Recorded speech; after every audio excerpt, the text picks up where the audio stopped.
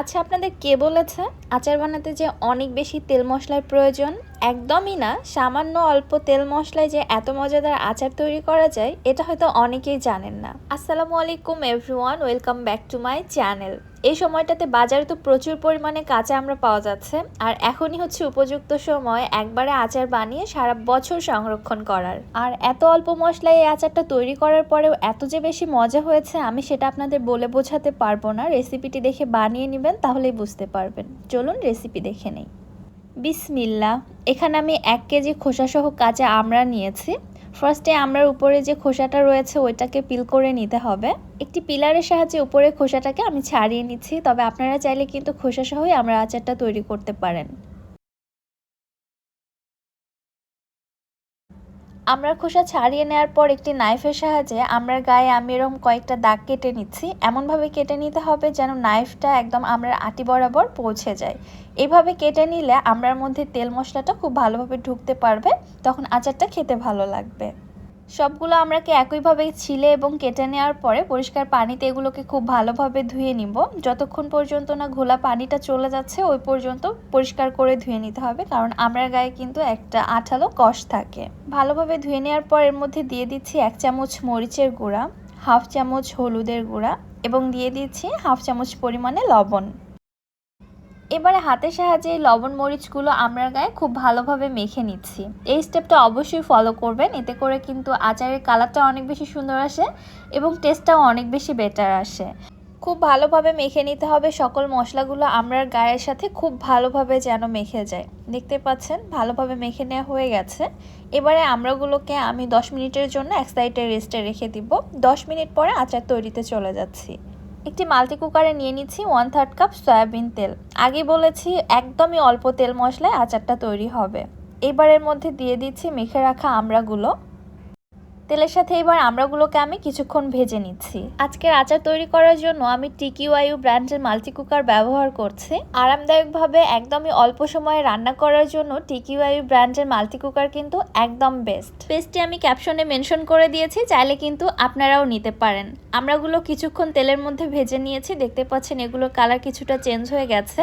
মিষ্টির জন্য এবার এর মধ্যে দিয়ে দিচ্ছি 1 কাপ চিনি। চিনির পরিবর্তে আপনারা চাইলে গুড় দিয়েও আচারটা তৈরি করতে পারেন। চিনিটা দেওয়ার পর আমি কিছুক্ষণ একটু নেড়ে চেড়ে নিচ্ছি। নেড়ে নিতে নিতে কিন্তু চিনিটা মেল্ট হয়ে অনেকটাই পানি ছেড়ে দিবে। চিনি গলে গিয়ে যে পানিটা বের হয়েছে এই পানিতেই কিন্তু আচারটা টোটালি রান্না হবে। আমি এখানে এক্সট্রা 1 ফোঁটা পানিও ব্যবহার করব না, কারণ পানি ব্যবহার করলে আচার বেশি দিন সংরক্ষণ করে রাখা যায় না।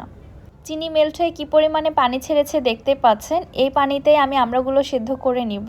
এজন্য ঢাকনা দিয়ে ঢেকে কিছুক্ষণ জাল করব এবং মাঝে মাঝে ঢাকনা উঠিয়ে কিন্তু নেড়ে চেড়ে দিতে হবে। এছাড়া আমড়াগুলো কিন্তু প্যানের তলায় লেগে পুড়ে যেতে পারে।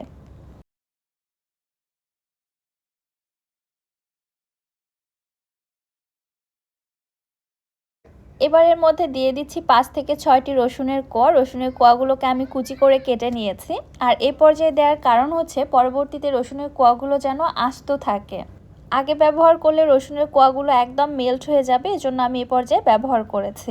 আবারও ঢাকনা দিয়ে ঢেকে জাল করে নিচ্ছি। মাঝে মাঝে ঢাকনা উঠিয়ে অবশ্যই নেড়ে চেড়ে যেতে হবে। এই পর্যায়ে অবশ্যই চেক করে দেখবেন আমড়াগুলো সিদ্ধ হয়েছে কিনা। আমি চেক করে দেখেছি আমরা সম্পূর্ণভাবে সিদ্ধ হয়ে গেছে। এবারে আমি এর মধ্যে দিয়ে দিচ্ছি প্রায় 2 চামচ পরিমাণে সরিষা বাটা। সরিষা বাটার পরিবর্তে আপনারা চাইলে এখানে কাসুন্দিও ব্যবহার করতে পারেন। দিয়ে দিচ্ছি 1/2 চামচ চিলি ফ্লেক্স। ঝালটা অবশ্যই আপনারা আপনাদের টেস্ট অনুযায়ী কমিয়ে বাড়িয়ে দিতে পারবেন।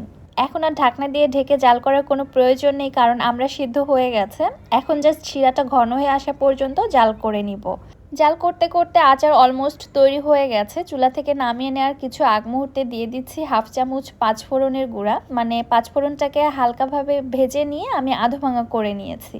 আর দিয়ে দিচ্ছি 2 থেকে 3 টেবিল চামচ পরিমাণে হোয়াইট ভিনেগার। ভিনেগারটা ব্যবহার করলে আচার কিন্তু 1 বছর পর্যন্ত সংরক্ষণ করে রাখা যায়। আচার নষ্ট হওয়ার কোনো চান্স থাকে না।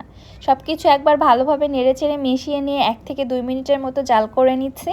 এর থেকে বেশি জাল করার প্রয়োজন নেই। আর শিরাটা জাল করে কিন্তু ঘন করা যাবে না, কারণ আচারটা ঠান্ডা হয়ে গেলে শিরাটা অনেক বেশি আঠালো হয়ে যাবে।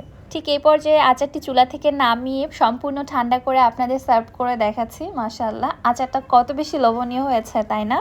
আর আচারের এই যে গ্রেভিটা দেখতে পাচ্ছেন, আলহামদুলিল্লাহ এটা খেতে কিন্তু অনেক বেশি মজা লাগে। আচারের থেকেও আচারের এই গ্রেভিটা আমার সবচেয়ে বেশি পছন্দের। টক ঝাল মিষ্টি কী যে একটা মজা। আর আস্ত আমড়াটা যখন আপনারা কামড় দিবেন ভেতর থেকে সকল মশলার ফ্লেভার এত সুন্দরভাবে ব্লাস্ট হয়, মাশাআল্লাহ খুবই মজা হয় খেতে। রেসিপিটা আপনারা বাসায় না ট্রাই করলে অবশ্য বুঝতে পারবেন না, অবশ্যই আপনারা বাসায় ট্রাই করবেন। রেসিপি আপনাদের কাছে কেমন লাগলো অবশ্যই আমাকে কমেন্ট করে জানাতে ভুলবেন না। ভিডিও ভালো লাগলে যারা আমার ইউটিউব চ্যানেল থেকে ভিডিওটি দেখছেন চ্যানেলটি সাবস্ক্রাইব করে দিবেন, এবং যারা ফেসবুক পেজ থেকে দেখছেন পেজটিতে একটি ফলো দিয়ে দিবেন। আজকের মতো তাহলে এখানেই বিদায় নিচ্ছি। সবাই ভালো থাকবেন, সুস্থ থাকবেন। আল্লাহ হাফেজ।